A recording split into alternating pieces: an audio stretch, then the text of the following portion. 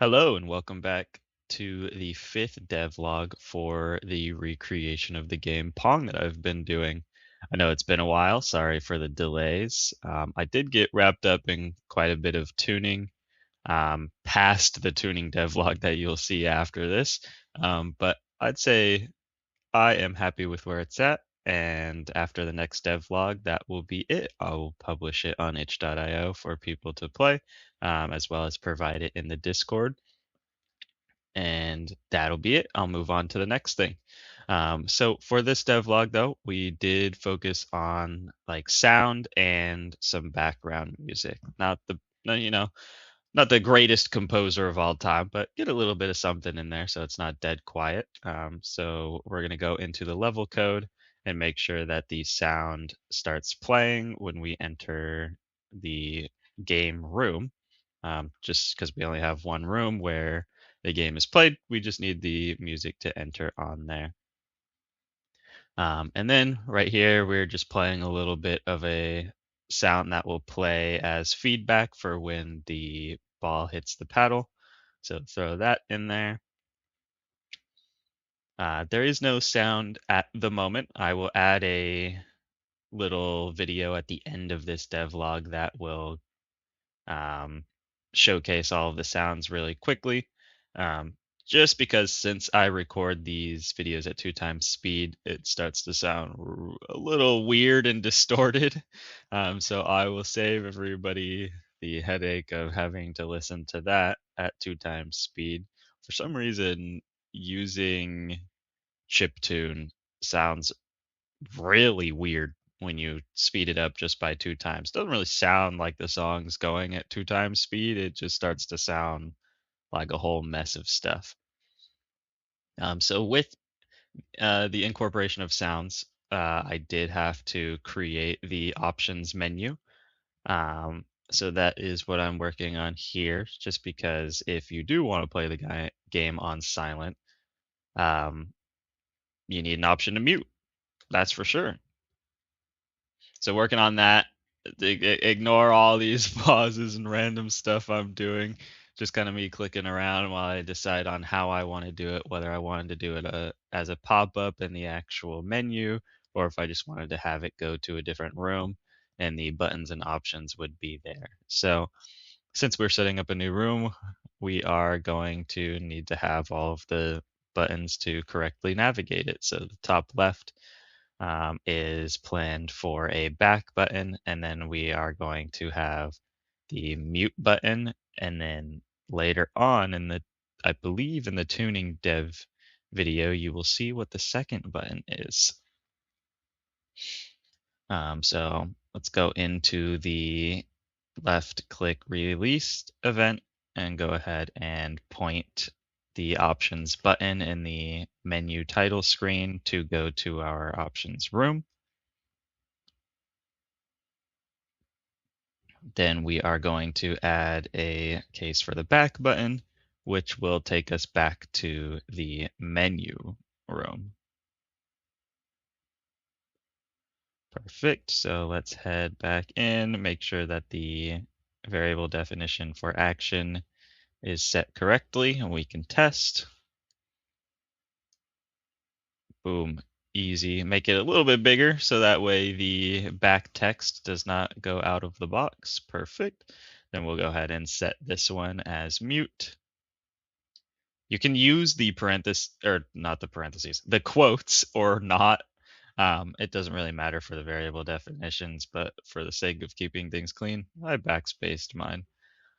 And then key thing to note, we do need, well, this could have been differently, but I decided to just use global variables as part of the persistent game object to track whether or not the audio should be muted. I could have gone a step further and, mute sound effects versus mute music. But for anybody that's going to try the game, you maybe spend like 10 minutes, 5-10 minutes on it. So no point in going that in depth. And then what we need to do is update the rest of our code to basically say if the game is muted, don't play the audio. If it's not muted, feel free to play it, which I guess in the form of what I typed right here is if not muted, then do these things. And right here, just creating a little bit of a toggle so we can go in, get some testing. There's no visual feedback right now for when the button's actually pressed. So I figured I should probably go ahead and do at least that. I think it would be very beneficial if the player can see whether or not the game is actually muted. Now, a little bit of a pause here, just brainstorming how I want to proceed next. And then boom, let's go ahead and put our godly art skills to work here and start making two icons, one for showing that the game will play sound and one for showing that the game will not. So we're just gonna run it, try our best to make a what looks like a speaker here. Yeah, it looks pretty good, right? A nice little cone on its side. We'll take that. And then let's go ahead and just exit out. Uh, that's in people can interpret that's what that means, right? Mute, not mute. Hey, who knows? We'll take it. So we'll head into the button action here, and I think I just decided to draw the mute icon to the right of the button if the action assigned to that button is muting of the game. So we'll throw that up. We'll use the draw sprite function, slap in the sprite we just made, which is smute. Sub image 0 was to show that it wasn't muted, and then sub image 1 will show that it's muted. So we'll start with 0 since the game will play sound automatically.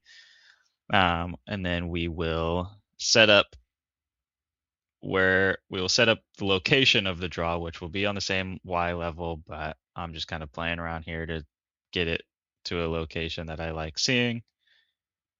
That's a little far. I don't know why I did 16 thinking it was going to be any less. And we'll just decide to go with 1. Boom. 8. There we go. I guess when you add the sprite width, it's going to make it far regardless. I don't know why I didn't think about that, but hey,